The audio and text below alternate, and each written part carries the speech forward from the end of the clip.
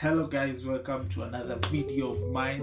If you're new, welcome. This is where I do my movie reviews of movies that I've recently watched and I think will be relatable to you, so welcome. If you have any suggestions on movies you would like me to do review on, kindly just drop them on the comments and I will make sure the highest movie with the best ratings, I'll make sure I do a video on. Sincere Daisy is a coming to age movie that focuses mainly and mostly around Daisy.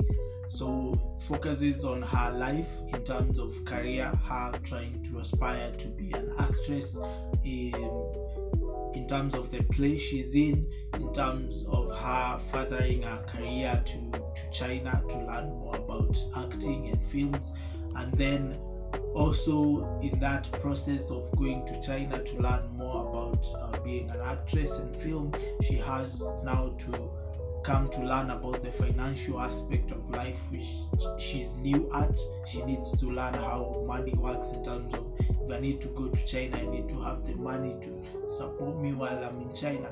Also, the relationship part, she needs to learn how to handle her romantic relationship with Kolo, the boyfriend, and her relationship with her friends coming to part ways as she goes to China. Also the betrayal from her friend and her boyfriend, so she gets to experience a first heartbreak. And from the start of the movie there's a narration, as always. Most of the time there's always a narration of the person's life.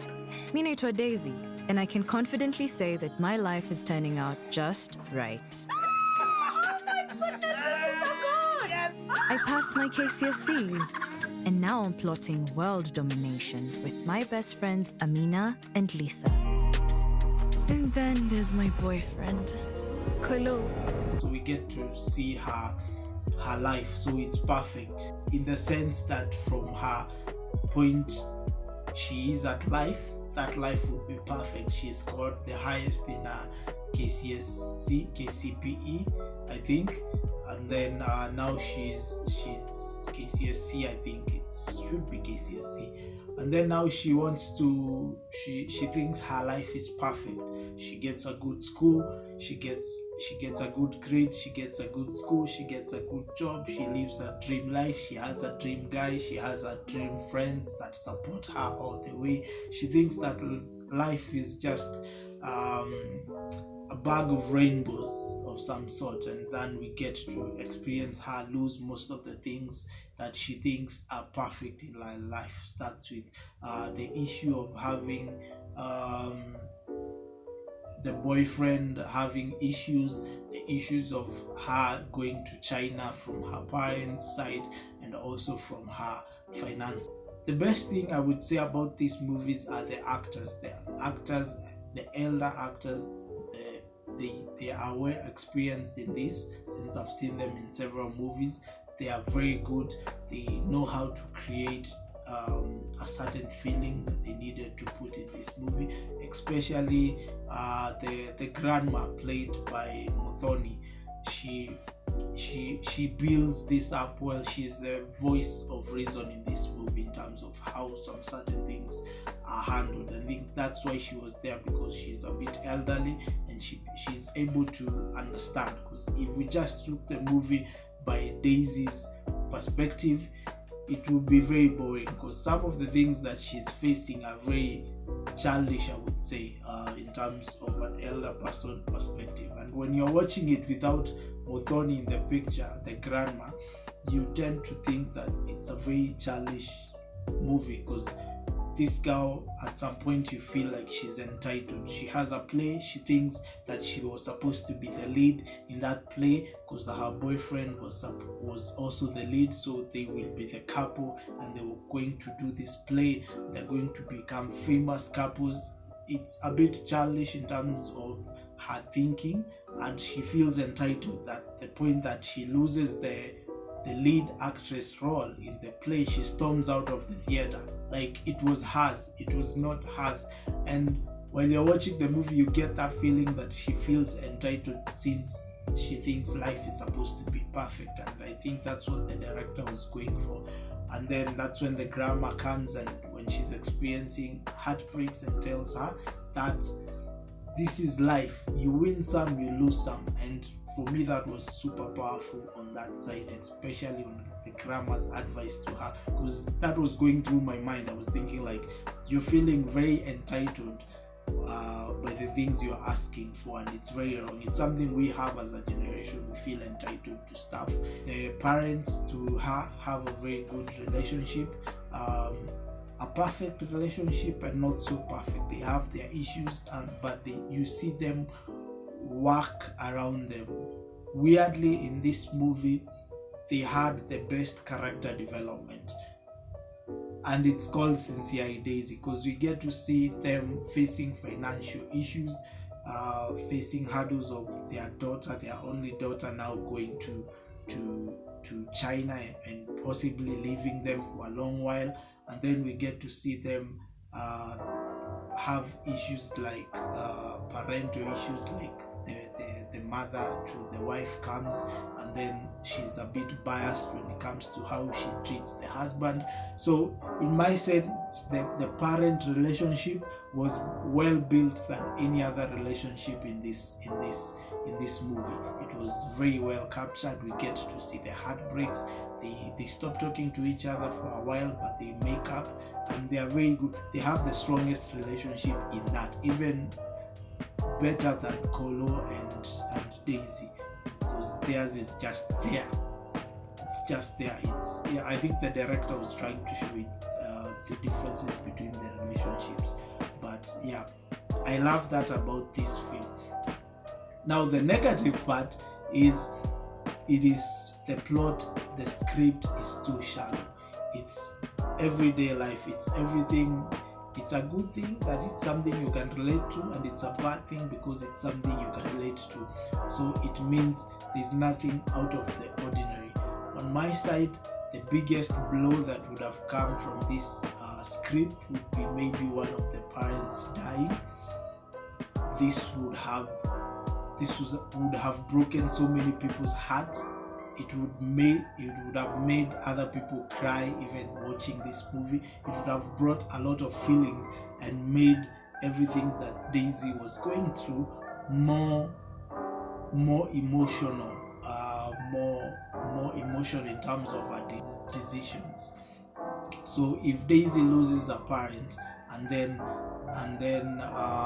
loses the boyfriend cheats on her while she has lost a parent, this would have created more emotions in terms of what you feel towards the guy, and in terms of hatred, and what you feel to Daisy in terms of feeling sympathy for what she's going through. And with the relationship they had created with the parents, losing one would have created one of the biggest blows in this movie. It would be so emotional watching this. But other than that, it did not happen. So the movie was practically small things happening to her getting her heart broken, betrayed by her best friend, sleeping with the boyfriend, stuff like that. Her going to China succeeds, so at the end she finds another boyfriend. So at the end, everything she has lost in the middle, she gets at the end. So you don't have anything to feel for her during the movie. It's something most people have gone through, so you relate, but it's not something worth watching like twice. Once you watch the movie once, you're done with it, you're gone. So if Nick had put something additional to make us feel more attached to Daisy in terms of what she was going through, that would have been fine. But a simple heartbreak, and then there's another guy she bounces to as a rebound later, makes the heartbreak even less. And the emotional connection between Kolo and Daisy was very weak, so you feel nothing at the end of it. They're broken up. Yeah, the chick has cheated on her. We don't even get to see their relationship, so we just get to see her tell us how the relationship was, but we don't get to feel the relationship between the friends. So when they break up, you're just like, yeah. But the parents had the strongest relationship. So if one of them, something happened to them, this would have made more impact to me personally than any other person in the movie. So yeah, apart from that, it's a very good movie. It's well shot. The locations are very few. There are like 3. They are like a pharmacy, the theater, there's a place they go for PS. It's like a short scene, and then the home. There are like 3 scenes total, 4 if they go far. So that's mostly where they were. Short scenes, very few locations. But other than that, the camera work was amazing. The quality was awesome. The sound, the lighting was awesome. The actors were good. I would recommend you to have a look at it. It's nothing out of the ordinary. That's the worst thing about it. It's just a normal movie of normal day life of someone. So there's nothing out of the ordinary that you can come to watch it a second time for you to feel. But yeah, apart from that, it's something that it's on Netflix. For a movie to be on Netflix, I think most of the directors could agree with it. It's more on the technical sense. They have certain definition in terms of quality of the video, the cameras used. That would be the technical aspect that mostly Netflix do look at, because you can see some shows that have a very bad script and they're still on Netflix just because they were able to meet the standards that require for their movie to be posted there. So it doesn't have to be a good or a bad movie for it to be on Netflix. Probably for more information, you can reach out to one of my favorite director S. Tony. You can find him on Instagram. I will put his Instagram on the description of this. You can check out, ask him any questions you think about filming, about music videos or anything. And he's a very close friend of mine. We have done a watch along together for WandaVision, the season finale. You can check it up. It should be up here. Watch it, tell me what you think. Drop a like, drop a comment. I would love this. Share with people so that I can get more views, so many people can get to see what I think about this movie. Probably Nick can also get to see this and see we actually watch and we value Kenyan content, and we make reviews to make sure that if they get to see it, if they ever, they get to improve on their script. The main issue with this movie was just the script. If the script was better, the movie would have been amazing. All other areas were good. The actors were amazing, the locations, the camera work, the lighting, just the whole movie as a whole, apart from the script, which is the main one. So if they invest more in the storytelling part, making sure they have points that touch us emotionally. You have to stir someone's emotions either through hate, fear, or sadness or happiness. So if they did that, it would be good. So I'm going to do more Kenyan reviews. Tell me what you think about this, and then I'll do more Kenyan reviews. We have Plan B, which is on YouTube.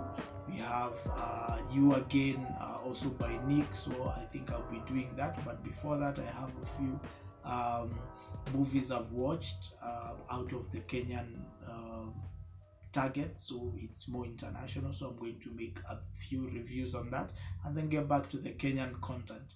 Thank you for watching. Peace.